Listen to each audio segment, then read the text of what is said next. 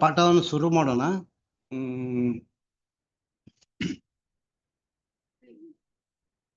ಮೊದಲನೇ ಒಂದು ಪ್ರೇಯರ್ ಮಾಡಿ ಸ್ಟಾರ್ಟ್ ಮಾಡೋಣ ಇವತ್ತಿನ ಕೂಟವನ್ನು. ಚೈತನ್ಯ ಇದೆಯೇನಮ್ಮ? Yes brother. ಒಂದು ಪ್ರೇಯರ್ ಮಾಡಕತ್ತೇನಮ್ಮ? ಹ್ಞೂ ಬ್ರದರ್. ಓಕೆ ಮಾಡಮ್ಮ. Yes brother. ಪರಿಶುದ್ಧ ನಾಮದಲ್ಲಿರುವ ನನ್ನ ತಂದೆಯೇ, ಇವತ್ತಿಗೆ ನಿಮ್ಮ ವಾಕ್ಯ ನನ್ನ ಓದಲು ಸಹಾಯ ಮಾಡಿದ್ದಕ್ಕೆ ಕೋಟಿ ಕೋಟಿ ವಂದನೆಗಳು ಸ್ವಾಮಿ. ಅಪ್ಪ, ಎಲ್ಲ ಮಕ್ಕಳನ್ನು ಜಾಯಿನ್ ಆಗಲು ಸಹಾಯ ಮಾಡು ಏಸಪ್ಪ. ಕರ್ತನೇ ಸ್ತೋತ್ರ ಸ್ವಾಮಿ. ಪರಿಶುದ್ಧನಾತ್ಮನೆ ಅಪ್ಪ, ಎಲ್ಲರನ್ನು ಕೈ ಹಿಡಿದು ನಡ್ಸಪ್ಪ.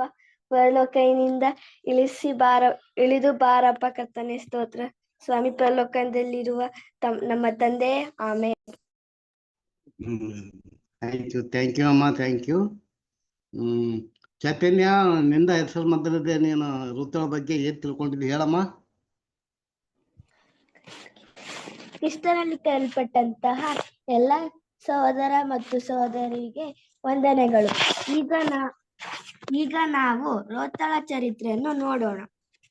ಬೆತ್ಲೆಹೇಮ್ ದೇಶದಲ್ಲಿ ಬರ ಬಂದದರಿಂದ ಎಲಿಮೆಲೆಕನು ತನ್ನ ಹೆಂಡತಿಯಾದ ನೊವೊಮಿಯ ತನ್ನ 2 ಮಕ್ಕಳನ್ನು ಕರೆದುಕೊಂಡು ಮೊವಾಬ್ ದೇಶಕ್ಕೆ ಹೋಗಿ ಅಲ್ಲೇ ವಾಸ ಮಾಡಿದರು.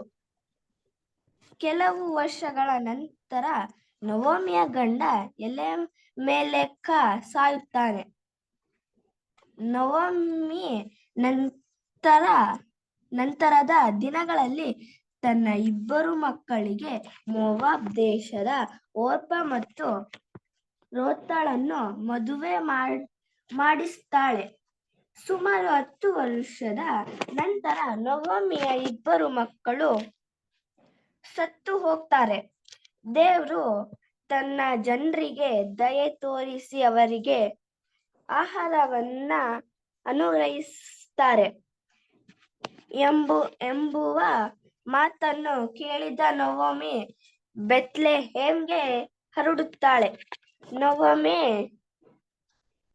ನೊವೊಮಿ ಸೊಸೆಯರಿಗೆ, ನೀವು ನಿಮ್ಮ ತವರು ಮನೆಗೆ ಹೋಗ್ರಿ ಅಂತ ಹೇಳಿದಳು.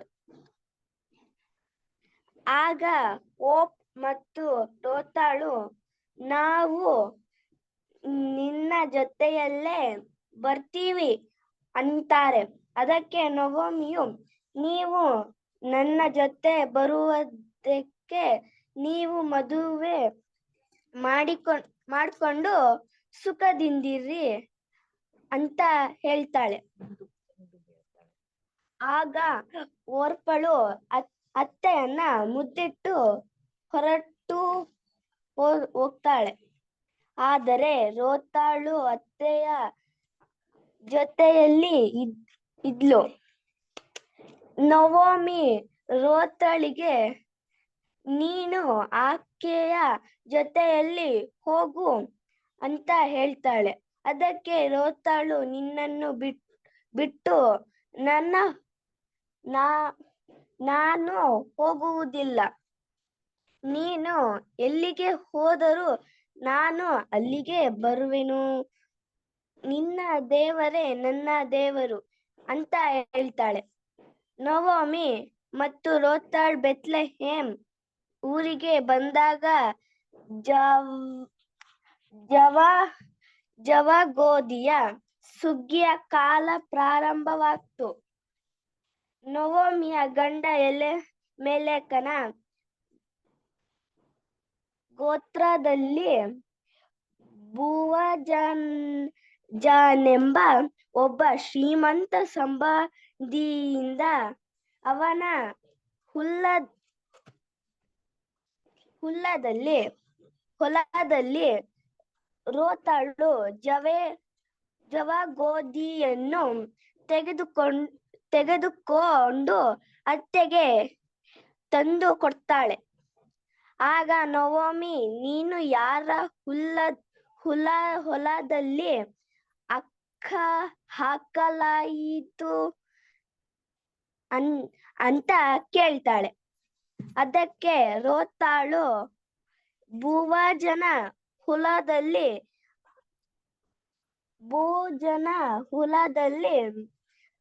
ಎಂದು ಹೇಳಿದಳು. ನವೋಮಿ ಆ ಮನುಷ್ಯನ ಸಂಬಂಧಿಕ ಅಂತ ರೋತಳಿಗೆ ಹೇಳಿದಳು.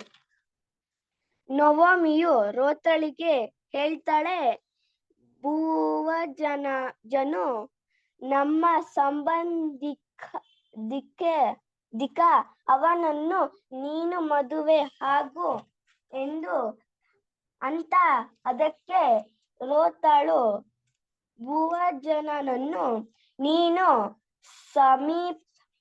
ಸಮೀಪ ಬಂಧುವಾಗಿರುವುದರಿಂದ ನನ್ನನ್ನು ನೀನು ಮದುವೆ ಮಾಡಿಕೋ ಅಂತ ಕೇಳ್ಕೊಂತಾಳೆ. ಆಗ ಭೂವಜನು, ನನ್ನ ಮಗಳೇ, ನಾನು ಸಮೀಪ ಬಂಧುವೆಂಬುದು ನಿಜ. ಆದರೂ ನನಗಿಂತ ಸಮೀಪದವನು ಒಬ್ಬನಿದ್ದಾನೆ. ಅವನು ಮದುವೆಯಾದರೆ ಸರಿ, ಇಲ್ದಿದ್ರೆ ನಾನೇ ನಿನ್ನನ್ನು ಮದುವೆ ಮಾಡ್ಕೊಳ್ತೀನಿ ಅಂತ ಹೇಳ್ದ. ರೋತಳು ಅತ್ತೆಗೆ ಎಲ್ಲ ಸಂಗತಿಗಳನ್ನು ತಿಳಿಸ್ತಾಳೆ. ಭೂವಜನು ಆ ಸಮೀಪ ಬಂಧುವನ್ನು ಕರೆದು ರೋತಳನ್ನ ಮದುವೆ ಮಾಡಿಕೋ ಅಂತ ಹೇಳಿದ. ಅದಕ್ಕೆ ಅವನು ಮದುವೆ ಮಾಡ್ಕೊಳ್ಳಲ್ಲ ಅಂತ ಹೇಳಿದ. ಆಗ ಭೂವಜನು ರೋತಳನ್ನ ಮದುವೆ ಮಾಡಿಕೊಳ್ತಾನೆ. ರೋತಳು ಮಗನನ್ನ ಹೆತ್ತಳು. ಆ ಮಗುವಿಗೆ ಓಬೇದನೆಂದು ಹೆಸರಿಡ್ತಾಳೆ. ದೇವರು ಈ ವಾಕ್ಯವನ್ನು ಆಶೀರ್ವದಿಸಲಿ. ಆಮೆನ್. ಆಮೇನ್. ಥ್ಯಾಂಕ್ ಯು ಅಮ್ಮ. ಚೆನ್ನಾಗಿ ಓದಿದ್ದಿ, ಚೆನ್ನಾಗಿ ತಿಳ್ಕೊಂಡಿದ್ದೀಯಾ. ದೇವ್ರು ನಿನ್ನ ಆಶೀರ್ವದಿಸಲಿ. ಈಗ ಚೆನ್ನಾಗಿ ಓದು. ಮುಂದಿನ್ನು ಥ್ಯಾಂಕ್ ಯು. ಎಲ್ಲ ದೇವ್ರು ನಿನ್ನ ಆಶೀರ್ವದಿಸಲಿ. ನೆಕ್ಸ್ಟ್ ನಿತು ಇದೆಯೇನಮ್ಮ? ಬ್ರದರ್ ಇಲ್ಲ, ಅವರು ಇಲ್ಲ ರೀ. ಇಲ್ಲ. ಲಿಖಿತ ಲಿಖಿತ ಆಮೇಲೆ ಓದ್ತಾರೆ. ಓಕೆ. ಅಭಿ ಇದಾರೆ ಇದಾರೆ? ಓದ್ತೇನೆ ಬ್ರದರ್. ಸರಿ. ಓಕೆ, ಕೇಳಪ್ಪ. ನ್ಯಾಯಸ್ಥಾಪಕರು ಆಳುತ್ತಿದ್ದ ಕಾಲದಲ್ಲಿ ಬೆತ್ಲೆಹೇಮ್ ದೇಶದಲ್ಲಿ ಬರಬಂದದರಿಂದ ಎಲಿಮೆಲಕನು ತನ್ನ ಹೆಂಡತಿಯಾದ ನವೋಮಿಯನ್ನು ತನ್ನ 2 ಮಕ್ಕಳನ್ನು ಕರೆದುಕೊಂಡು ಮೋವಾಬ್ ದೇಶಕ್ಕೆ ಹೋಗಿ ಅಲ್ಲೇ ವಾಸ ಮಾಡಿದರು. ಕೆಲವು ವರ್ಷಗಳ ನಂತರ ನಹೋಮಿಯ ಗಂಡ ಎಲಿಮೆಲಕನು ಸಾಯುತ್ತಾನೆ. ನವೋಮಿ ನಂತರದ ದಿನಗಳಲ್ಲಿ ತನ್ನ 2 ಮಕ್ಕಳಿಗೆ ಮೋವಾಬ್ ದೇಶದ ಒರ್ಫಾ ಮತ್ತು ರೂತಳನ್ನು ಮದುವೆ ಮಾಡಿಸುತ್ತಾಳೆ.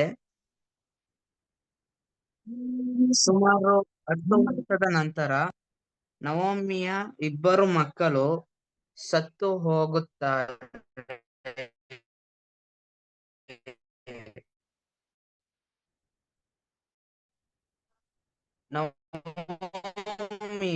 ನವೋಮಿ ಗಂಡನನ್ನು 2 ಮಕ್ಕಳನ್ನು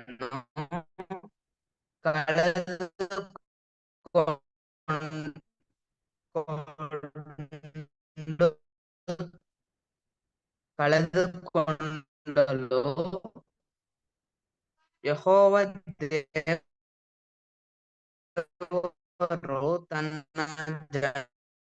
ಜನರನ್ನು ಕಟಾಕ್ಷಿಸಿ ಅವರಿಗೆ ಆಹಾರವನ್ನು ಅನುಗ್ರಹಿಸಿದ್ದಾರೆ ಎಂಬ ಸ್ಥಳವನ್ನು ಬಿಟ್ಟು ಬೆತ್ಲೆ ಸೊಸೆಯರಿಗೆ ಮನೆಗೆ ಹೋಗಿರಿ ಎಂದು ರೂತಲು ನಾವು ಅದಕ್ಕೆ ನವೋಮಿಯು ಬರುವುದಕ್ಕೆ ಮುದ್ದಿಟ್ಟು ಹೊರಟು ಹೋದಳು. ಆದರೆ ರೂತಲು ಅತ್ತೆಯ ಜೊತೆಯಲ್ಲಿ ಇದ್ದಳು. ನವೋಮಿ ರೂತಲಿಗೆ, ನೀನು ಆಕೆಯ ಜೊತೆಯಲ್ಲಿ ಹೋಗು ಎಂದು ಹೇಳುತ್ತಾಳೆ. ಅದಕ್ಕೆ ರೂತಲು, ನಿನ್ನನ್ನು ಬಿಟ್ಟು ನಾನು ಹೋಗುವುದಿಲ್ಲ. ನೀನು ಎಲ್ಲಿಗೆ ಹೋದರೂ ನಾನು ಅಲ್ಲಿಗೆ ಬರುವೆನು. ನಿನ್ನ ದೇವರೇ ನನ್ನ ದೇವರು ಎಂದು ಹೇಳುತ್ತಾಳೆ. ನವೋಮಿ ಸರಿ ಎಂದು ಸುಮ್ಮನಾಗುತ್ತಾಳೆ. ನವೋಮಿ ಮತ್ತು ರೂತಲು ಬೆತ್ಲೆಹೇಮ್ ಊರಿಗೆ ಹೋದಾಗ ಅಲ್ಲಿದ್ದ ಜನರು ನವೋಮಿಯನ್ನು ನೋಡಿ, ಈಕೆ ನವೋಮಿಯಲ್ವಾ ಎಂದು ಮಾತಾಡಿಕೊಂಡರು. ಆಗ ಜವೆಗೋದಿಯ ಸುಗ್ಗಿಯ ಕಾಲ ಪ್ರಾರಂಭವಾಗಿತ್ತು. ನವೋಮಿಯ ಗಂಡ ಎಲೆಮೆಲಿಕನ ಗೋತ್ರದಲ್ಲಿ ಬೋವಜನೆಂಬ ಒಬ್ಬ ಶ್ರೀಮಂತ ಸಂಬಂಧಿ ಇದ್ದ. ಅವನ ಹೊಲದಲ್ಲಿ ರೂತಲು ಹಕ್ಕಲಾಯದ ಜವೆಗೋದಿಯನ್ನು ಅತ್ತೆಗೆ ತಂದು ಕೊಟ್ಟಳು. ಆಗ ನವೋಮಿ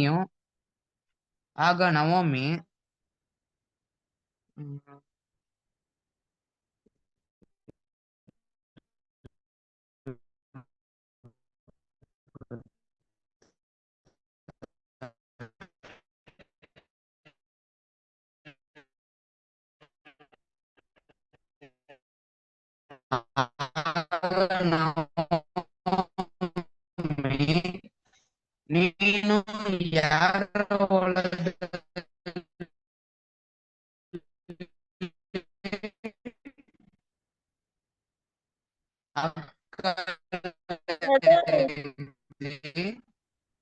ಎಂದು ಕೇಳಿದ್ದಳು. ಅದಕ್ಕೆ ನೆಟ್ವರ್ಕ್ ರೂತಲು ಬೋವಜನ ಹೊಲದಲ್ಲಿ ಎಂದು ಹೇಳಿದಳು. ನವೋಮಿ, ಆ ಮನುಷ್ಯನು ತಮ್ಮ ಸಂಬಂಧಿಕನೆಂದು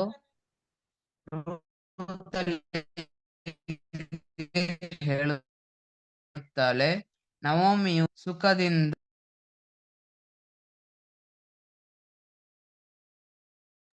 ಸ್ವಲ್ಪ ನೆಟ್ವರ್ಕ್ ಸೈಡ್ ಕುಂತ್ರಪ್ಪ.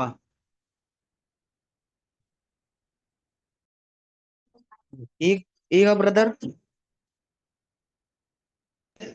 ಈಗ ಕ್ಲಿಯರ್ ಇದೆ, ಓದಿ.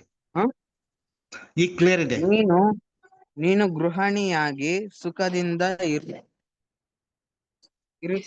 brother.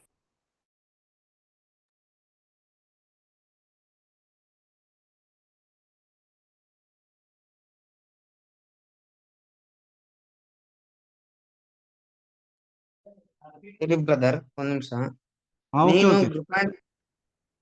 ನೀನು ಗೃಹಿಣಿಯಾಗಿ ಸುಖದಿಂದ ಇರೋದಕ್ಕೋಸ್ಕರ ನಾನು ಪ್ರಯತ್ನ ಮಾಡಬೇಕಲ್ವಾ? ಬೋವಜನು ನಮ್ಮ ಸಂಬಂಧಿಕ, ಅವನನ್ನು ನೀನು ಮದುವೆ ಆಗು ಎಂದು ಹೇಳುತ್ತಾಳೆ. ರೂತಲು ಬೋವಜನನ್ನು, ನೀನು ಸಮೀಪ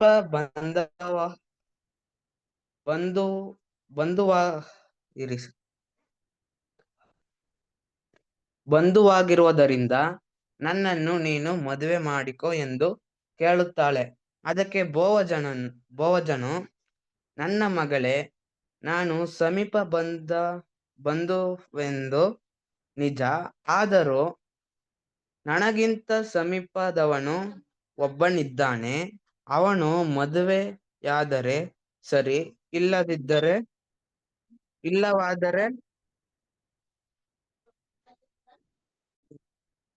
ಇಲ್ಲವಾದರೆ ನಾನೇ ನಿನ್ನನ್ನು ಮದುವೆ ಮಾಡಿಕೊಳ್ಳುತ್ತೇನೆ ಎಂದು ಹೇಳಿದ. ರೂತಲು ಅತ್ತೆಗೆ ಎಲ್ಲ ಸಂಗತಿಯನ್ನು ತಿಳಿಸುತ್ತಾಳೆ. ಬೋವಜನು ಆ ಸಮೀಪ ಬಂದವನು ಕರೆದು ಊರಿನ ಹಿರಿಯರಲ್ಲಿ 10 ಮಂದಿಯನ್ನು ಕರೆದು, ನವೋಮಿಯ ಮಗನ ಪಾಲಿಗೆ ಬಂದ ಹೊಲದ ಖಾತೆ ಅವನ ಹೆಸರಿನಲ್ಲೇ ಇರುತ್ತೆ. ಅವನ ಹೆಂಡತಿಯಾದ ರೂತಲನ್ನು ಮದುವೆ ಮಾಡಿಕೊ ಎಂದು ಹೇಳಿದ. ಅದಕ್ಕೆ ಆ ಸಮೀಪ ಬಂದವು ನನ್ನ ಆಸ್ತಿಯನ್ನು ನಷ್ಟ ಮಾಡಿಸಿಕೊಳ್ಳಲಾರೆನು. ಆ ಬಾಧ್ಯತೆಯನ್ನು ನೀನೇ ವಹಿಸಿಕೋ ಎಂದು ಹೇಳಿದ. ಆಗ ಬೋವಜನು ಊರ ಹಿರಿಯರ ಮುಂದೆ ಹೊಲದ ಖಾತೆಯು ಸತ್ತು ಹೋದ ನವೋಮಿಯ ಮಗನ ಹೆಸರಿನಲ್ಲೇ ಇರುತ್ತದೆ. ರೂತಳನ್ನು ನನ್ನ ಹೆಂಡತಿಯನ್ನಾಗಿ ಮಾಡಿಕೊಳ್ಳುತ್ತೇನೆ, ಇದಕ್ಕೆ ನೀವು ಸಾಕ್ಷಿಗಳು ಎಂದು ಹೇಳಿದ. ನಂತರ ರೂತಳನ್ನು ಹೆಂಡತಿಯನ್ನಾಗಿ ಮಾಡಿಕೊಂಡನು. ರೂತಳು ಮಗನನ್ನು ಹೆತ್ತಳು. ಮಗುವಿಗೆ ಒಬೇದನೆಂದು ಹೆಸರಿಟ್ಟರು. ದೇವರು ಈ ವಾಕ್ಯವನ್ನು ಆಶೀರ್ವದಿಸಲಿ. ಥ್ಯಾಂಕ್ ಯು ಅಪ್ಪ, ಥ್ಯಾಂಕ್ ಯು. ಚೆನ್ನಾಗಿ ಓದಿದ್ದಿ. ಸ್ವಲ್ಪ ನೆಟ್ವರ್ಕ್ ಪ್ರಾಬ್ಲಮ್ ಇತ್ತು, ಪರವಾಗಿಲ್ಲ, ಚೆನ್ನಾಗಿ ಓದ್ಕೊಂಡಿದ್ದಿ. ನೆಕ್ಸ್ಟ್ ಜೊನಾಥನ್ ಇದೆಯಪ್ಪ? ಬ್ರದರ್ ಇಲ್ಲ. ಇಲ್ಲ ರೀ. ಆಮೇಲೆ ವಾಸು ರೀ? ಇದಾರೆ. ಓಕೆ ವಾಸು, ಹೇಳಪ್ಪ, ಏನ್ ತಿಳ್ಕೊಂಡಿದ್ದಿ ಋತುಗಳ ಬಗ್ಗೆ? ಹಾ ಬ್ರದರ್. ಕ್ರಿಸ್ತನಲ್ಲಿ ಕರೆಯಲ್ಪಟ್ಟಂತ ಸಹೋದರ ಮತ್ತು ಸಹೋದರಿಗೆ ವಂದನೆಗಳು. ಈಗ ನಾವು ರೋತಾಳ ಚರಿತ್ರೆಯನ್ನು ನೋಡೋಣ. ಬೆತ್ಲೆಹೇಮ್ ದೇಶದಲ್ಲಿ ಬರ ಬಂದಾಗ ಎಲಿಮೆಲೆಕನು ತನ್ನ ಹೆಂಡತಿಯಾದ ನವೋಮಿಯನ್ನು ತನ್ನ ಇಬ್ರು ಮಕ್ಕಳನ್ನ ಕರ್ಕೊಂಡು ಮೋವಾಬ್ ದೇಶಕ್ಕೆ ಹೋಗಿ ಅಲ್ಲೇ ವಾಸ ಮಾಡಿದ್ರು. ಕೆಲವು ವರ್ಷಗಳ ನಂತರ ನವೋಮಿಯ ಗಂಡ ಎಲಿಮೆಲೆಕನು ಸಾಯ್ತಾನೆ. ನವೋಮಿ ನಂತರದ ದಿನಗಳಲ್ಲಿ ತನ್ನ ಇಬ್ಬರು ಮಕ್ಕಳಿಗೆ ಮೋವಾಬ್ ದೇಶಕ್ಕೆ ಓರ್ವ ಮತ್ತು ರೂತಳನ್ನು ಮದುವೆ ಮಾಡಿಸ್ತಾಳೆ. ಸುಮಾರು 10 ವರ್ಷದ ಆದ್ಮೇಲೆ ನವೋಮಿಯ ಇಬ್ಬರು ಮಕ್ಕಳು ಸತ್ತೋಗ್ತಾರೆ. ದೇವರು ತನ್ನ ಜನರಿಗೆ ದಯೆ ತೋರಿಸಿ ಅವರಿಗೆ ಆಹಾರವನ್ನ ಕೊಡ್ತಾರೆ ಎಂಬುವ ಮಾತನ್ನು ಕೇಳಿದ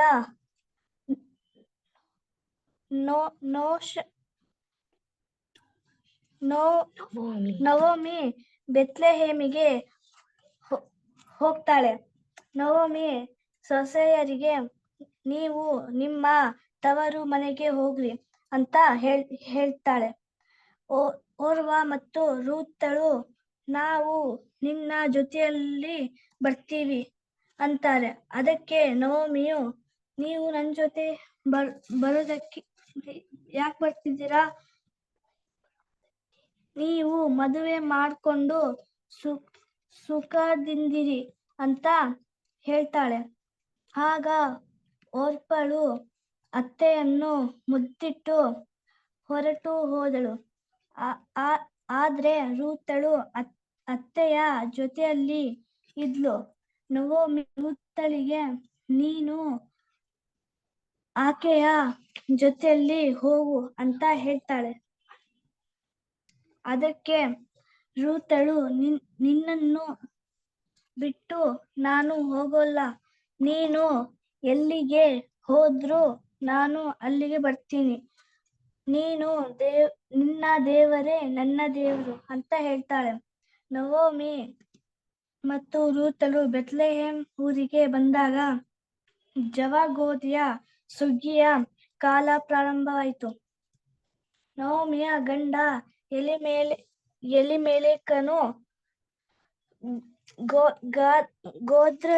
ಗೋತ್ರದಲ್ಲಿ ಬೋವಜನೆಂಬ ಒಬ್ಬ ಶ್ರೀಮಂತ ಸಂಬಂಧಿಯಿಂದ ಅವನ ಹೊಲದಲ್ಲಿ ರೂತಳು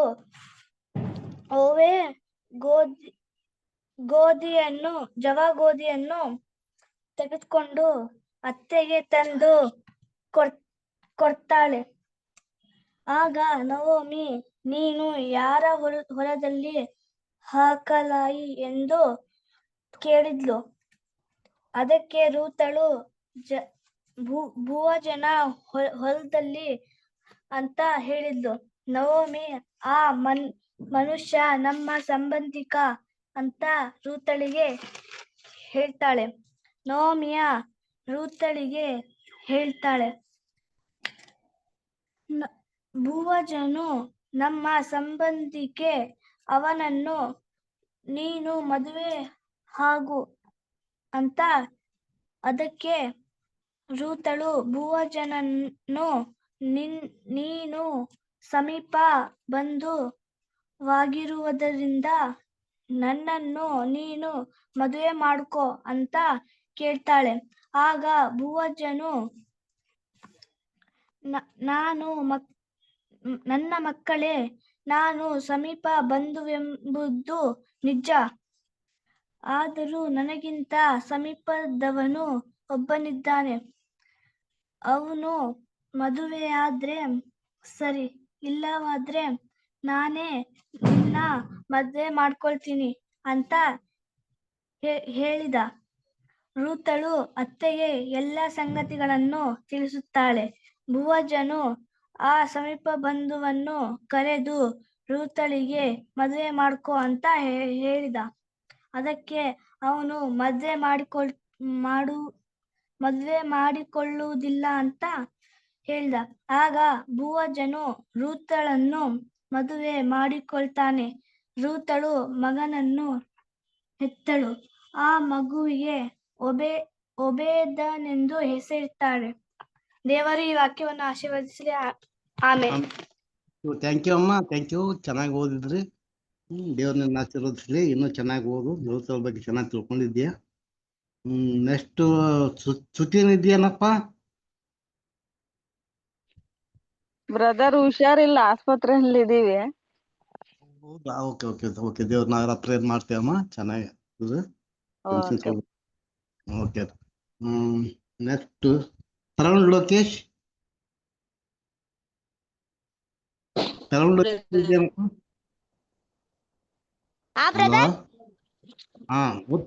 ಹೇಳಪ್ಪ.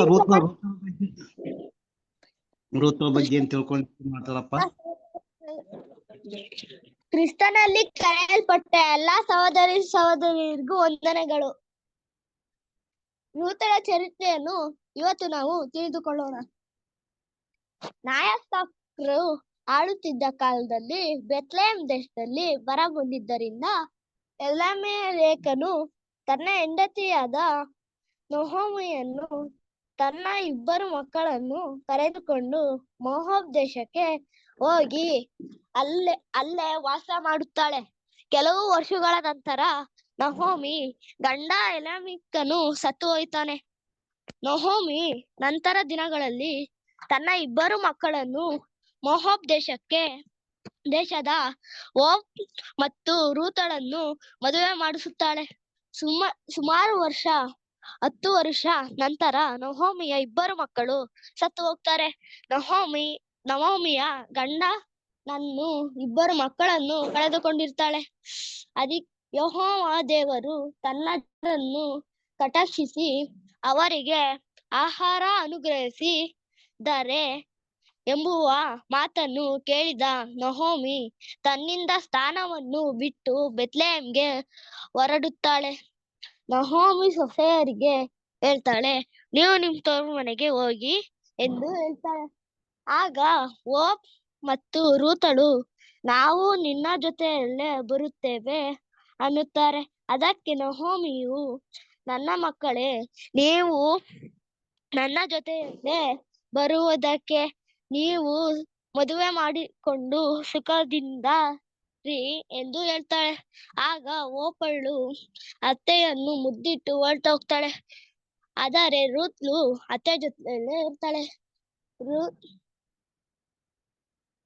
ನಹೋಮಿ ರೂತಳಿಗೆ, ನೀನು ಆಕೆಯ ಜೊತೆಯಲ್ಲೇ ಹೋಗ್ಬೇಕಾಗಿತ್ತು,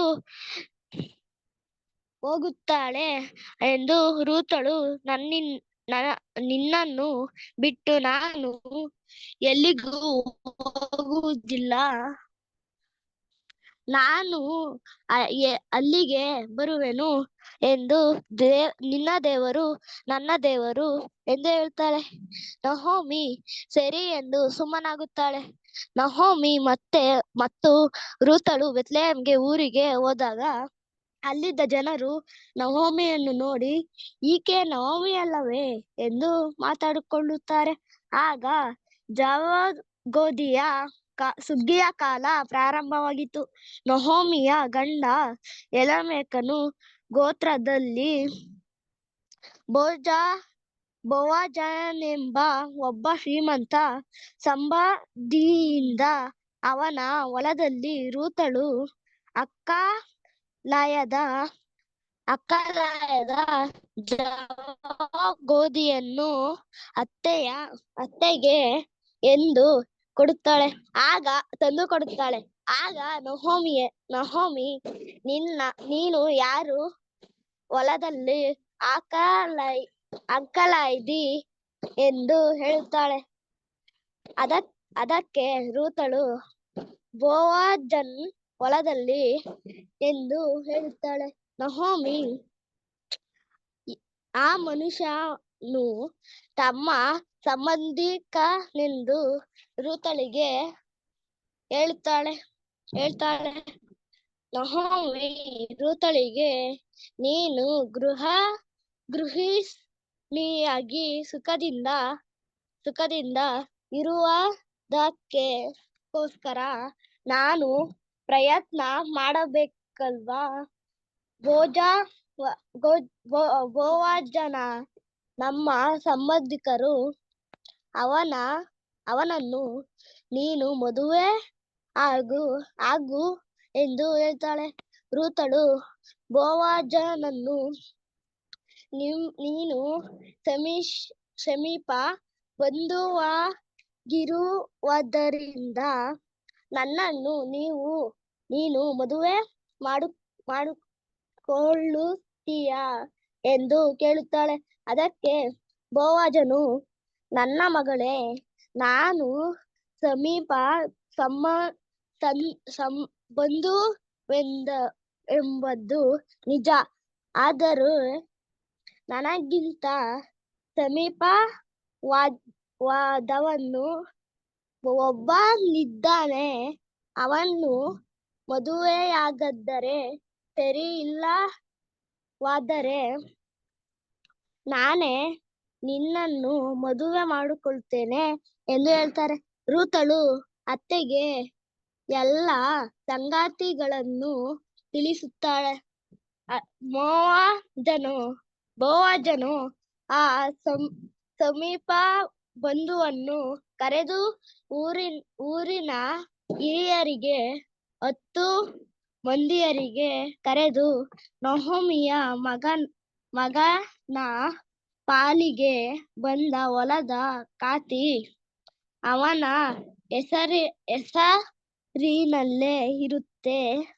ಅವನ ಹೆಂಡತಿಯಾದ ರೂತಳನ್ನು ಮದುವೆ ಮಾಡಿಕೋ ಎಂದು ಹೇಳ್ತಾಳೆ. ಅದಕ್ಕೆ ಆ ಸಮೀಪ ಬಂಧುವು ನನ್ನ ಆಸ್ತಿಯನ್ನು ನನ್ನ ನಷ್ಟಪಡಿಸಿಕೊಳ್ಳಲಾರೆನು. ಆ ಬಾಧ್ಯತೆಯನ್ನು ನೀನೇ ವಹಿಸಿಕೊಂಡು ಎಂದು ಹೇಳುತ್ತಾಳೆ. ಆಗ ಬೋವಜನ್ ಊರ ಹಿರಿಯರಿಗೆ ಮುಂದೆ ಹೊಲದ ಖಾತೆಯು ಸತ್ತುಹೋದ ನಹೋಮಿಯ ಮಗನ ಹೆಸರನ್ನೆಲ್ಲ ಇರುತ್ತದೆ. ರೂತಳನ್ನು ನನ್ನ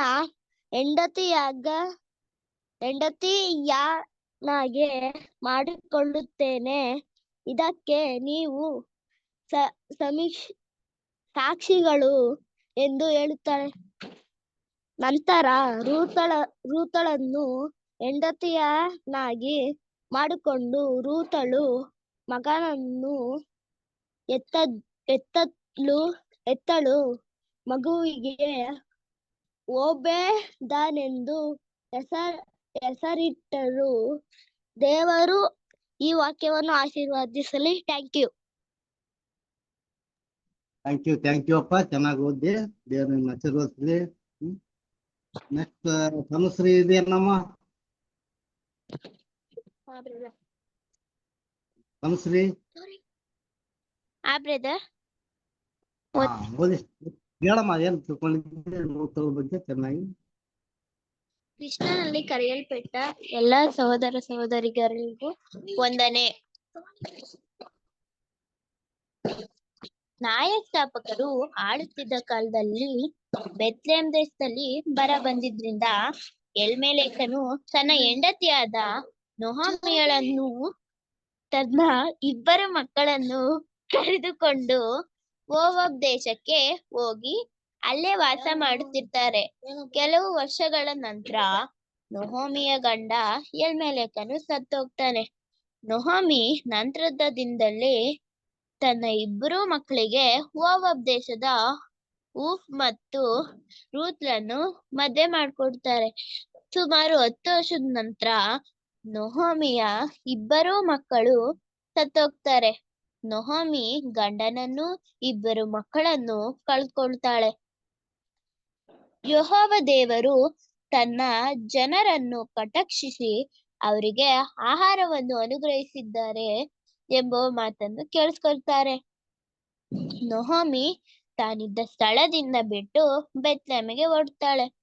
ನೊಹೊಮಿ ಸೊಸೆಯರಿಗೆ ಹೇಳ್ತಾಳೆ, ನೀವು ನಿಮ್ಮ ತವರು ಮನೆಗೆ ಹೋಗಿರಿ ಎಂದು ಹೇಳ್ತಾಳೆ.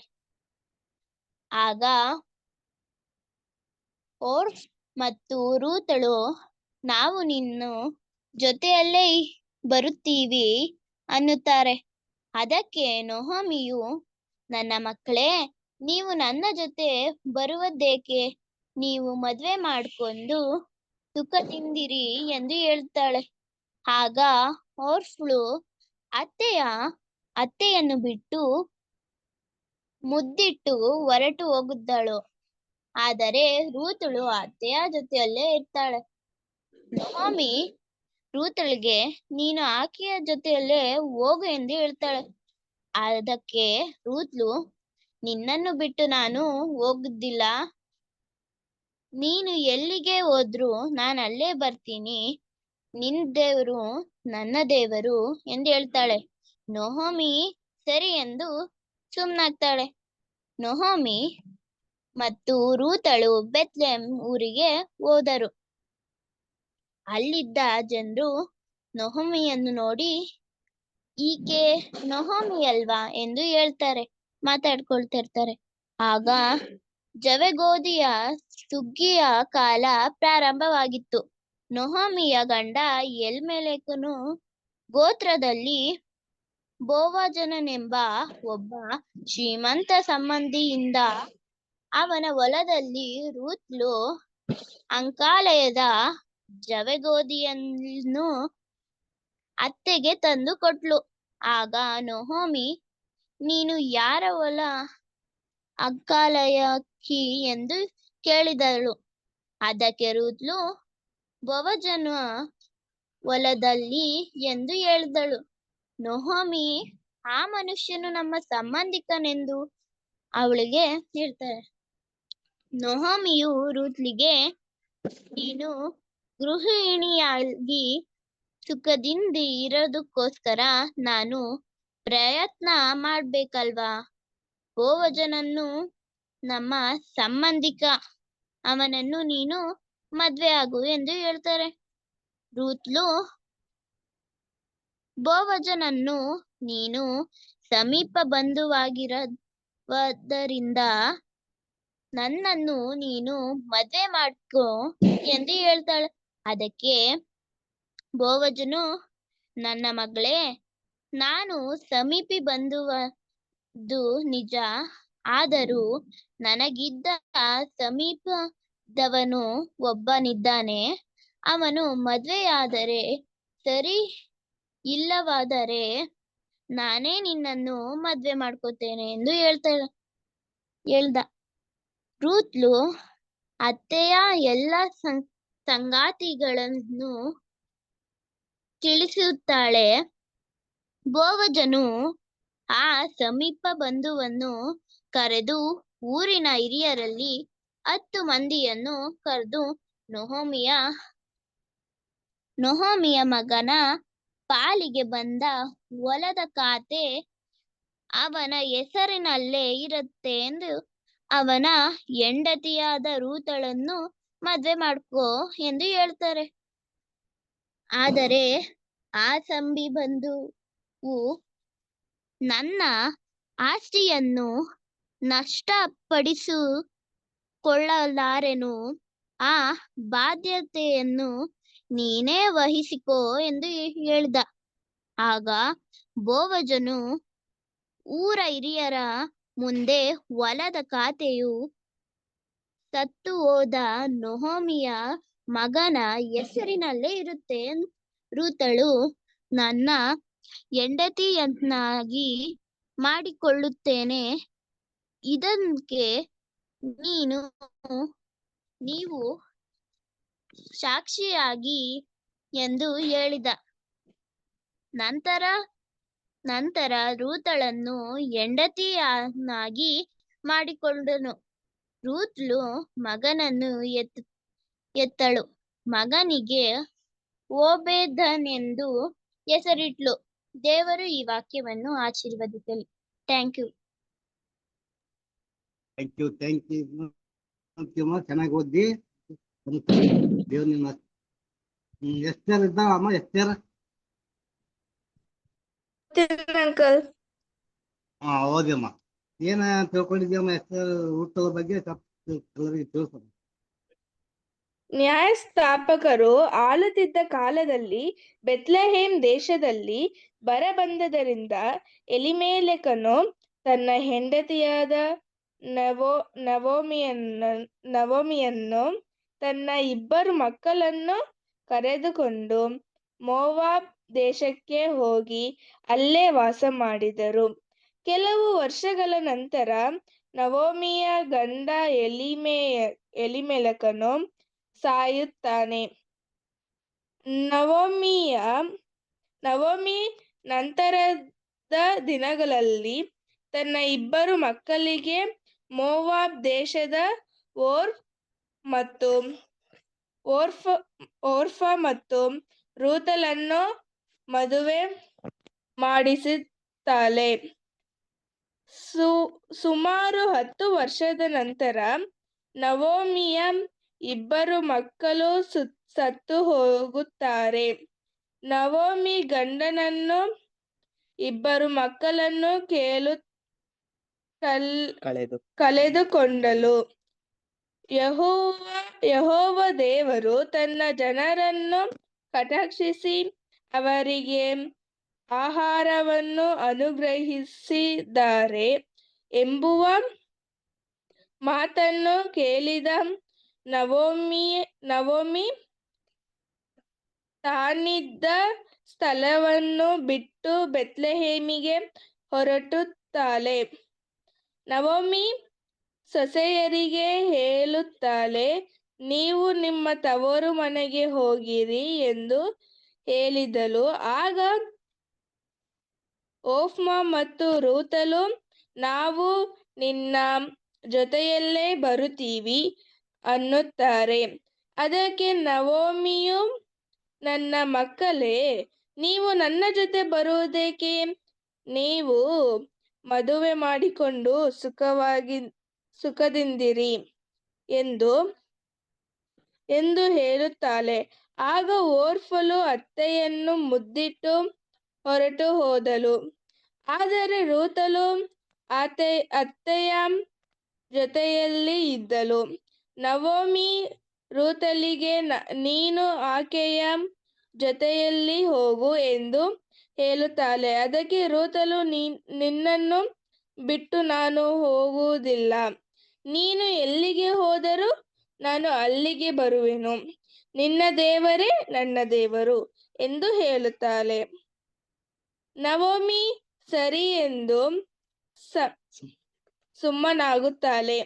ನವೋಮಿ ಮತ್ತು ರೂತಳು ಬೆತ್ಲೆಹೇಮ್ ಊರಿಗೆ ಹೋದಾಗ ಅಲ್ಲಿದ್ದ ಜನರು ನವೋಮಿಯನ್ನು ನೋಡಿ, ಈಕೆ ಅಲ್ಲವಾ ಎಂದು ಮಾತನಾಡಿಕೊಂಡರು. ಆಗ ಜವೆಗೋದಿಯ ಸುಗ್ಗಿಯ ಕಾಲ ಪ್ರಾರಂಭವಾಗಿತ್ತು. ನವೋಮಿಯ ಗಂಡ ಎಲಿಮೆಲಕನು ಗೋತ್ರದಲ್ಲಿ ಬೋವಜನೆಂಬ ಒಬ್ಬ ಶ್ರೀಮಂತ ಸಂಬಂಧಿಯಿದ್ದ. ಅವನ ಹೊಲದಲ್ಲಿ ರೂತಲು ಹಕ್ಕಲಾಯದ ಜವೆಗೋದಿಯನ್ನು ಅತ್ತೆಗೆ ತಂದು ಕೊಟ್ಟಳು. ಆಗ ನವೋಮಿ, ನೀನು ಯಾರ ಹೊಲದಲ್ಲಿ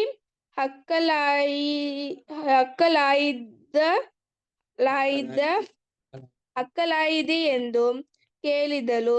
ಅದಕ್ಕೆ ರೂತಲು, ಬೋವಜನ ಹೊಲದಲ್ಲಿ ಎಂದು ಹೇಳಿದಳು. ನವೋಮಿ, ಆ ಮನುಷ್ಯನು ತಮ್ಮ ಸಂಬಂಧಿಕನೆಂದು ರೂತಲಿಗೆ ಹೇಳುತ್ತಾಳೆ. ನವೋಮಿಯು ರೂತಲಿಗೆ, ನೀನು ಗೃಹಿಣಿಯಾಗಿ ಸುಖದಿಂದ ಇರುವುದಕ್ಕೋಸ್ಕರ ನಾನು ಪ್ರಯತ್ನ ಮಾಡಬೇಕಲ್ವಾ? ಬೋವಜನು ನಮ್ಮ ಸಂಬಂಧಿಕ, ಅವನನ್ನು ನೀನು ಮದುವೆ ಆಗು ಎಂದು ಹೇಳುತ್ತಾಳೆ. ರೂತಲು ಬೋವಜನನನ್ನು, ನೀನು ಸಮೀಪ ಬಂಧುವಾಗಿರುವುದರಿಂದ ನನ್ನನ್ನು ನೀನು ಮದುವೆ ಮಾಡಿಕೋ ಎಂದು ಕೇಳುತ್ತಾಳೆ. ಅದಕ್ಕೆ ಬೋವಜನು, ನನ್ನ ಮಗಳೇ, ನಾನು ಸಮೀಪ ಎಂಬುದು ನಿಜ. ಆದರೂ ನನಗಿಂತ ಸಮೀಪದವನು ಒಬ್ಬನಿದ್ದಾನೆ. ಅವನು ಮದುವೆಯಾದರೆ ಸರಿ, ಇಲ್ಲವಾದರೆ ನಾನೇ ನಿನ್ನನ್ನು ಮದುವೆ ಮಾಡಿಕೊಳ್ಳುತ್ತೇನೆ ಎಂದು ಹೇಳಿದ. ರೂತಲು ಅತ್ತೆಗೆ ಎಲ್ಲ ಸಂಗತಿಗಳನ್ನು ತಿಳಿಸುತ್ತಾಳೆ. ಬೋವಜನು ಆ ಸಮೀಪ ಬಂಧುವನ್ನು ಕರೆದು ಊರಿನ ಹಿರಿಯರಲ್ಲಿ 10 ಮಂದಿಯನ್ನು ಕರೆದು, ನವೋಮಿಯ ಮಗನ ಪಾಲಿಗೆ ಬಂದ ಹೊಲದ ಖಾತೆ ಅವನ ಹೆಸರಿನಲ್ಲೇ ಇರುತ್ತೆ. ಅವನ ಹೆಂಡತಿಯಾದ ರೂತಲನ್ನು ಮದುವೆ ಮಾಡಿಕೋ ಎಂದು ಹೇಳಿದಕ್ಕೆ ಆ ಸಮೀಪ ಬಂಧುವು, ನನ್ನ ಆಸ್ತಿಯನ್ನು ನಷ್ಟಪಡಿಸಿಕೊಳ್ಳಲಾರೆನು, ಆ ಬಾಧ್ಯತೆಯನ್ನು ನೀನೇ ವಹಿಸಿಕೋ ಎಂದು ಹೇಳಿದ. ಆಗ ಬೋವಜನು ಊರ ಹಿರಿಯರ ಮುಂದೆ, ಹೊಲದ ಖಾತೆಯು ಸತ್ತುಹೋದ ನವೋಮಿಯ ಮಗನ ಹೆಸರಿನಲ್ಲೇ ಇರುತ್ತದೆ. ರೂತಲನ್ನು ನನ್ನ ಹೆಂಡತಿಯನ್ನಾಗಿ ಮಾಡಿಕೊಳ್ಳುತ್ತೇನೆ. ಇದಕ್ಕೆ ನೀವು ಸಾಕ್ಷಿಗಳು ಎಂದು ಹೇಳಿದ. ನಂತರ ರೂತಲನ್ನು ಹೆಂಡತಿಯನ್ನಾಗಿ ಮಾಡಿಕೊಂಡನು. ರೂತನು ಮಗನನ್ನು ಹೆತ್ತಳು. ಮಗುವಿಗೆ ಓಬೇದನೆಂದು ಹೆಸರಿಟ್ಟರು.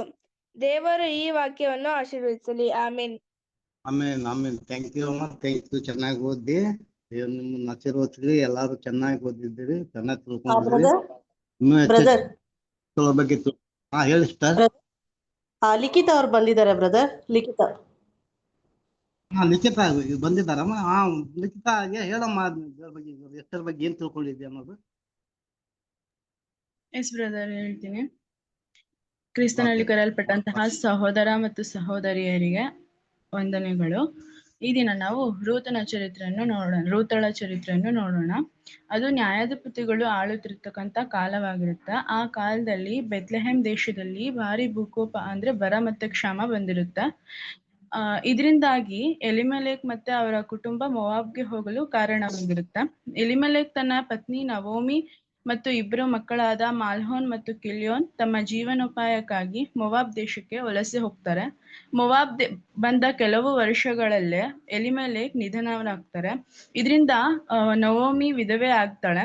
ನಂತರ ಮಾಲ್ಹೋನ್ ಮತ್ತೆ ಕಿಲ್ಯೋನ್ ಮೊವಾಬ್ ದೇಶದವರಾದ ಇಬ್ಬರು ಮಹಿಳೆಯರಾದ ರೂತ್ ಮತ್ತೆ ಓರ್ಫರನ್ನ ಮದುವೆ ಆಗ್ತಾರೆ. ಆದ್ರೆ 10 ವರ್ಷಗಳ ಬಳಿಕ ಮಾಲ್ಹೋನ್ ಮತ್ತು ಕಿಲ್ಯೋನ್ ಕೂಡ ಮೃತಪಡ್ತಾರೆ. ಈ ದುಃಖದ ಘಟನೆಯ ನಂತರ ನವೋಮಿ ಮತ್ತು ಅವರ ಸೊಸೆಯರು ಸಂಪೂರ್ಣವಾಗಿ ರಕ್ಷಣೆ ಇಲ್ಲದ ಸ್ಥಿತಿಗೆ ಬರ್ತಾರೆ. ನವೋಮಿಗೆ ಆ ಸಮಯದಲ್ಲಿ ಯಾವುದೇ ಆರ್ಥಿಕ ಸಹಾಯವಿರೋದಿಲ್ಲ. ಯೆಹೋವನು ತನ್ನ ಪ್ರಜೆಗಳಿಗೆ ಬೆತ್ಲೆಹೇಮ್ನಲ್ಲಿ ಆಹಾರ ಒದಗಿಸಿದ್ದಾನೆ ಎಂಬ ವಿಷಯ ತಿಳಿದು ಆಕೆ ತನ್ನ ಜನರ ಬಳಿಗೆ ಬೆತ್ಲೆಹೇಮ್ಗೆ ಹಿಂದಿರುಗಲು ನಿರ್ಧರಿಸ್ತಾಳೆ. ಅವಳ ಸೊಸೆಯರು ರೂತ್ ಮತ್ತೆ ಓರ್ಫಾ ಕೂಡ ಆಕೆಯನ್ನ ಅನುಸರಿಸಿ ಬೆತ್ಲೆಹೇಮ್ಗೆ ಬರಲು ಹೊರಡ್ತಾರೆ. ಮಾರ್ಗದ ಮಧ್ಯದಲ್ಲಿ ನವೋಮಿ ತನ್ನ ಸೊಸೆಯರಿಗೆ ಹಿಂತಿರುಗುವಂತೆ ಒತ್ತಾಯ ಮಾಡ್ತಾಳೆ. ನೀವು ನಿಮ್ಮ ತಾಯಿ ತಂದೆಯ ಮನೆಗೆ ಹಿಂತಿರುಗಿ ದೇವರು ನಿಮಗೆ ಹಿಂತಿರುಗಿರಿ. ದೇವರು ನಿಮ್ಗೆ ದಯೆ ತೋರಿಸ್ಲಿ. ನೀವು ಬೇರೆಯವರನ್ನ ವಿವಾಹವಾಗಿ ನಿಮ್ಮ ಜೀವನದಲ್ಲಿ ಸಂತೋಷವಾಗಿರಿ ಅಂತ ಹೇಳ್ತಾಳೆ. ಆದ್ರೆ ಅವರು ನಾವು ನಿನ್ನ ಸಂಗಡ ಬಂದು ನಿನ್ನ ಜನರೊಡನೆ ಇರುತ್ತೇವೆ ಅಂತ ಹೇಳ್ತಾರೆ. ನವೋಮಿ, ಬೇಡ ಮಕ್ಕಳೇ, ನಿಮ್ಮ ಮನೆಗಳಿಗೆ ಹಿಂತಿರುಗಿ ಹೋಗಿರಿ. ನನ್ನ ಸಂಗಡ ನೀವೇಕೆ ಬರಬೇಕು? ನಾನು ನಿಮ್ಗೆ ಸಹಾಯ ಮಾಡಲಾರೆ. ನಿಮ್ಮನ್ನು ಮದುವೆಯಾಗುವಂತಹ ಗಂಡು ಮಕ್ಕಳು ನನ್ನಲ್ಲಿಲ್ಲ ಅಂತ ಹೇಳ್ತಾಳೆ. ನನ್ಗೆ ತುಂಬಾ ವಯಸ್ಸಾಗಿದೆ. ನಾನು ಗರ್ಭಧರಿಸಿ ಇಬ್ಬರು ಗಂಡು ಮಕ್ಕಳನ್ನು ಹೆತ್ತರು. ಅದರಿಂದ ನಿಮ್ಗೇನು ಪ್ರಯೋಜನವಿಲ್ಲ. ಕೊನೆಗೆ ಅವರೆಲ್ಲರೂ ಗಟ್ಟಿಯಾಗಿ ಅಳ್ತಾರೆ. ಓರ್ಫಳು ನವೋಮಿಗೆ ಮುದ್ದಿಟ್ಟು ತನ್ನ ತವರು ಮನೆಗೆ ಹೊರಟೋಗ್ತಾಳೆ. ಆದ್ರೆ ರೂತಳು ಆಕೆಯೊಂದಿಗೆ ಉಳಿದುಕೊಳ್ಳಲು ನಿರ್ಧಾರ ಮಾಡ್ತಾಳೆ. ರೂತ್ ತನ್ನ ವಿಶ್ವಾಸ ಮತ್ತು ನಿಷ್ಠೆಯ ಪ್ರತಿಜ್ಞೆ ಮಾಡ್ತಾಳೆ. ನೀನು ಹೋಗೋ ವೇಳೆಗೆ ನಾನು ಹೋಗ್ತೀನಿ, ನೀನು ಉಳಿಯೋ ವೇಳೆಗೆ ನಾನು ಉಳಿತೀನಿ. ನಿನ್ನ ಜನರು ನನ್ನ ಜನರಾಗ್ತಾರೆ, ನಿನ್ನ ದೇವರು ನನ್ನ ದೇವರಾಗುವರು ಅಂತ ಹೇಳ್ತಾಳೆ. ರೂತಳು ತನ್ನ ಜೊತೆಗೆ ಬರಲು ದೃಢನಿಶ್ಚಯ ಮಾಡಿರುವುದು ನವೋಮಿಗೆ ತಿಳಿಯುತ್ತೆ. ಆದ್ರಿಂದ ನವೋಮಿಯು ರೂತಳೊಡನೆ ವಾದ ಮಾಡಲ್ಲ. ನವೋಮಿ ಮತ್ತು ರೂತ್ ಬೆತ್ಲೆಹೇಮ್ಗೆ ಪ್ರಯಾಣ ಬೆಳೆಸ್ತಾರೆ. ಅವರು ಬೆತ್ಲೆಹೇಮ್ಗೆ ಬಂದಾಗ ಬಹಳ ಬಡವರಾಗಿರ್ತಾರೆ. ತಿನ್ನಲು ಆಹಾರವಿಲ್ಲದ ಕಾರಣ ರೂತ್ ಹೊಲಗಳಲ್ಲಿ ಕೆಳಗೆ ಬಿದ್ದಿರುವ ಧಾನ್ಯವನ್ನು ಆರಿಸುವ ಕೆಲಸಕ್ಕೆ ಹೋಗಲು ನಿರ್ಧಾರ ಮಾಡ್ತಾಳೆ. ಆಕೆಯ ಶ್ರಮದ ಫಲವಾಗಿ ಅವಳು ಬೋವಾಜ್ ಎಂಬ ಶ್ರೀಮಂತ ರೈತನ ಹೊಲದಲ್ಲಿ ಕೆಲಸ ಮಾಡಲು ಶುರು ಮಾಡ್ತಾಳೆ. ಬೋವಾಜ್ ರೂತ್ಗಾಗಿ ವಿಶೇಷ ಅನುಕಂಪ ತೋರಿಸ್ತಾನೆ. ಅವನು ಆಕೆಯನ್ನು ಸುರಕ್ಷಿತವಾಗಿ ಹೊಲದಲ್ಲಿ ಕೆಲಸ ಮಾಡಲು ಅನುಮತಿಸ್ತಾನೆ ಮತ್ತು ಆಕೆಗೆ ಹೆಚ್ಚು ಧಾನ್ಯಗಳನ್ನು ನೀಡಲು ತನ್ನ ಕಾರ್ಮಿಕರಿಗೆ ಆದೇಶಿಸ್ತಾನೆ. ರೂತ್ ಈ ವಿಷಯವನ್ನು ನವೋಮಿಗೆ ತಿಳಿಸ್ತಾಳೆ. ಇದನ್ನು ಕೇಳಿ ನವೋಮಿ, ಬೋವಾಜ್ ನಮ್ಮ ಕುಟುಂಬದ ಸಂಬಂಧಿ, ಅವನು ನಮ್ಮ ರಕ್ಷಕನಾಗಬಹುದು ಎಂದು ಭಾವಿಸ್ತಾಳೆ. ಬೋವಾಜ್ ತನ್ನ ಗಂಡನ ಕುಟುಂಬದ ಸದಸ್ಯನಾಗಿರುವುದರಿಂದ ಅವನನ್ನ ಮದುವೆಯಾಗಬಹುದೆಂಬ ವ್ಯಕ್ತಿ ಎಂದು ರೂತಳು ತಿಳಿತಾಳೆ. ಆ ಕಾಲದಲ್ಲಿ ಕುಟುಂಬದ ಹತ್ತಿರ ಸಂಬಂಧಿ ವಿಧವೆಯರ ರಕ್ಷಣೆಗಾಗಿ ವಿವಾಹವಾಗಬೇಕಿತ್ತು. ನವೋಮಿ ರೂತ್ಗೆ ಬೋವಾಜ್ ಬಳಿ ಹೋಗಿ ತನ್ನ ರಕ್ಷಣೆಯ ವಿಷಯವನ್ನು ಕೇಳಲು ಸಲಹೆ ನೀಡ್ತಾಳೆ. ರೂತ್ ಅವಳು ಹೇಳಿದಂತೆ ಮಾಡ್ತಾಳೆ. ಬೋವಾಜ್ ರೂತ್ನ ನಿಷ್ಠೆ ಶ್ರದ್ಧೆಯನ್ನು ನೋಡಿ ಆಕೆಯಿಂದ ಪ್ರೇರೇಪಿತವಾಗ್ತಾನೆ. ಆದ್ರೆ ರೂತ್ನ ಮೊದಲಿನ ಹಕ್ಕನ್ನು ಹೊಂದಿರುವ ಸಂಬಂಧಿಯೂ ಇರ್ತಾರೆ. ಅವನು ಅವಳನ್ನು ಮದುವೆಯಾಗಲು ನಿರಾಕರಿಸಿದಾಗ ಬೋವಾಜ್ ರೂತಳನ್ನು ಮದುವೆ ಆಗ್ತಾನೆ. ಅವರ ಮದುವೆಯಿಂದ ಓಬೇದ್ ಎಂಬ ಮಗನು ಹುಟ್ಟುತ್ತಾನೆ. ದೇವರು ಈ ವಾಕ್ಯವನ್ನ ಆಶೀರ್ವದಿಸಲಿ. ಆಮೇನ್. ಆಮೇನ್. Thank you. ಚೆನ್ನಾಗಿ ಓದಿದ್ವಿ, ಚೆನ್ನಾಗಿ ತಿಳ್ಕೊಂಡಿದ್ವಿ. ಚೆನ್ನಾಗಿ ನೀವು ತಿಳ್ಕೊಳ್ರಿ. ದೇವರ ವಾಕ್ಯವನ್ನು ಆಶೀರ್ವದಿಸ್ರಿ ಎಲ್ಲರಿಗೆ. ಮತ್ತು ಎಲ್ಲ ಸೋದರಿಯರು ಬಂದು ಮಕ್ಕಳನ್ನ ಪ್ರೋತ್ಸಾಹಕ್ಕಾಗಿ ದೇವರಿಗೆ ಧನ್ಯವಾದ. ಮತ್ತು ನಿಮಗೂ ಸಹ ಥ್ಯಾಂಕ್ ಯು. ಮತ್ತು ರೂತನ ಬಗ್ಗೆ ದೇವರು ಎಷ್ಟೊಂದು ಅದ್ಭುತವಾಗಿ ಇಟ್ಟಿದ್ದಾನೆ ಎಲ್ಲ ನೀವು ಚೆನ್ನಾಗಿ ತಿಳ್ಕೊಳ್ರಿ. ಚೆನ್ನಾಗಿ ಅದು ರೂತ್ ನೋಡಿ, ಈಗ ಒಂದು ಆಕೆಗೆ ಯೌವನದಲ್ಲಿ ಆಕೆಗೆ ಒಂದು ಅವಕಾಶ ಇತ್ತು ಹೊರಗೆ ಹೋಗಿ ಮತ್ತೆ ಮದುವೆ ಮಾಡ್ಕೊಂಡು ಗಂಡನ ಕಳ್ಕೊಂಡ್ರು ತಾಯಿ ಅತ್ತೆ ಹೇಳ್ತಾ ಆಕಿಗೆ ಹೋಗಿ ನೀನು ಬೇರೆ ನಿನ್ನ ದೇಶದಾಗ ಜೀವನ ಮಾಡಂದ್ರ ಆಕಿ ತನ್ನ ತನ್ನದೆಲ್ಲ ಬಿಟ್ಟು ಯವನ ವಯಸ್ಸಿನಾಗ ತನ್ನ ಯಾವ ತರ ಅಂದ್ರ ಆಕಿ ನಿಮ್ಮ ದೇವ್ರು ನನ್ನ ದೇವ್ರು ಅವಕ್ಕೆ ಏನ್ ಚಾಯ್ಸ್ ಮಾಡ್ಕೊಳ್ಳೋದು ಜೀವನದಾಗ ಆ ದೇವರನ್ನು ಚಾಯ್ಸ್ ಮಾಡ್ಕೊಳ್ಳಲ್ಲ. ಅದರಿಂದ ಆಕೆಗೆ ಎಂತ ದೊಡ್ಡ ಆಶೀರ್ವಾದ ಬಂತ ಅನ್ನೋದು ನಿಮ್ಗೆ ಎಲ್ಲರಿಗೂ ಚೆನ್ನಾಗಿ ನೀವು ತಿಳ್ಕೊಂಡಿದ್ರ ಬಗ್ಗೆ. ಆಕಿ ಇವತ್ತ ದಾವೀದ ರಾಜನಿಗೆ ಒಂದು ಅಜ್ಜಿ ಆದ್ಲು, ಆದ್ರ ಮುಖಾಂತರವಾಗಿ ಯೇಸು ಕ್ರಿಸ್ತನು ಬಂದ. ಅಂತ ದೊಡ್ಡ ಆಕಿ ಜೀವನದಾಗ ದೇವ್ರ ಅದ್ಭುತ ಮಾಡಿದ. ಅನ್ಯಗಳು ಆದ್ರೂ ಸಹ ಆಕೆ ಬಂದು ದೇವ್ರನ್ನ ನಂಬಿಕೊಂಡು ಒಂದು ಅದ್ಭುತವಾದ ಆಶೀರ್ವಾದನ ಪಡ್ಕೊಂಡು ಲೋಕದಲ್ಲಿ ಬೈಬಲ್ ಬರೋಕ್ಕೆ ದೊಡ್ಡ ಇದಾಯ್ತು. ಅದೇ ತರ ನಾವು ಸಹ ಈಗ ಅನ್ಯರಾಗಿ ನಮಗೂ ದೇವ್ರ ಎಂತ ಆಶೀರ್ವಾದ ಇರ್ತದ. ನಾವು ಸಹ ಮುಂದೆ ಲೋಕದಲ್ಲಿ ಒಂದು ತಾಯಿ ಆಗುವಂತ ಸ್ಥಾನ ನಮಗೂ ಕೊಟ್ಟಿರೋ ದೇವ್ರು. ಅದೇ ತರ ನಾವು ಸಹ ಮಕ್ಕಳು ಅದನ್ನ ಚೆನ್ನಾಗಿ ಇನ್ನೂ ತಿಳ್ಕೊಂಡು ನಾವು ಯೇಸು ಕ್ರಿಸ್ತನಲ್ಲಿ ನಾವು ಸಹ ನಿರಾಕರಿಸಿ ಹಿಂದೆ ಹಿಂಬಾಲಿಸಿದ್ರೆ ನಾವು ಮುಂದೆ ಈ ಲೋಕಕ್ಕೂ ನಾವು ತಾಯಿಯ ಆ ಸ್ಥಾನವನ್ನು ಪಡ್ಕೊಂತೇವಿ. ಹೆಂಗ್ ಎಷ್ಟರ ಆಶೀರ್ವಾದ ಪಡ್ಕೊಳ್ಳ ಅದೇ ತರ ನಮಗೂ ಚಾನ್ಸ್ ಇದೆ ಈಗ. ಅದ್ರ ನಾವೆಲ್ಲ ಇನ್ನು ಚೆನ್ನಾಗಿ ತಿಳ್ಕೊಳ್ಳೋಣ ಎಲ್ಲಾರು. ದೇವ್ರು ಈ ವಾಕ್ಯವನ್ನು ಆಶೀರ್ವದಿಸಲಿ. ಮಕ್ಕಳಿಗೆ ಈ ತರ ಎಲ್ಲಾ ಕಲಿಸ್ಕೊಟ್ಟ ಸಿಸ್ಟರ್ಗೂ ಮತ್ತು ಬ್ರದರ್ಗೂ ಸಹ ತುಂಬಾ ಥ್ಯಾಂಕ್ಸ್. ಮತ್ತು ದೇವ್ರು ಅವ್ರನ್ನೂ ಸಹ ಆಶೀರ್ವದಿಸ್ಲಿ. ಮುಂದೆ ಇನ್ನೂ ಚೆನ್ನಾಗಿ ಓದ್ಕೊಂಡು ಈ ತರ ಇನ್ನೂ ಚೆನ್ನಾಗಿ ಒಳ್ಳೆ ಕಥೆ ಅದಾವು, ಅದನ್ನೆಲ್ಲ ಕಥೆ ರೂಪವಾಗಿ ತಿಳ್ಕೊಂಡು ನಾವು ಓದಿ ಅದನ್ನ ಮುಂದೆ ನಾವು ಇನ್ನು ಕ್ಲಾಸ್ ಮಾಡೋಣ. ಆಸಕ್ತಿಯಿಂದ ದೇವ್ರ ಈ ಮಕ್ಕಳನ್ನ ಕಲಿಸ್ಲಿ ಅಂತೇಳಿ ನಾವೆಲ್ಲರೂ ಪ್ರೇರ್ ಮಾಡೋಣ. ಮುಂದೆ ಮಕ್ಕಳು ಇನ್ನೂ ಬೆಳೀಲಿ ಅಂತೇಳಿ ದೇವರು ಈ ವಾಕ್ಯ ಇದನ್ನ ಆಶೀರ್ವದಿಸಲಿ. ಈ ಕೂಟವನ್ನು ಮುಗಿಸೋ ಹಾಗೆ ಅಂತ್ಯದಲ್ಲಿ ಒಂದು ಸಣ್ಣ ಒಂದು ಪ್ರೇಯರ್ ಮಾಡಿ ಮುಗಿಸೋಣ ಈ ಕೂಟವನ್ನು. ಸಾಕ್ಷಿ ಇದೆಯೇನಮ್ಮ? ಸಾಕ್ಷಿ ಇಲ್ಲ. ಪ್ರಿಯಾ ಇದೆಯೇನಮ್ಮ? ಹಲೋ ಹಾ ಬ್ರದರ್. ನನ್ನ ಅವಾಜ್ ಕೇಳ್ತದ್ದೆ? ಹಾ ಅಂಕಲ್. ಓಕೆ. ಪ್ರಿಯಾ ಒಂದು ಪ್ರೇಯರ್ ಮಾಡಕತ್ತೇನಮ್ಮ?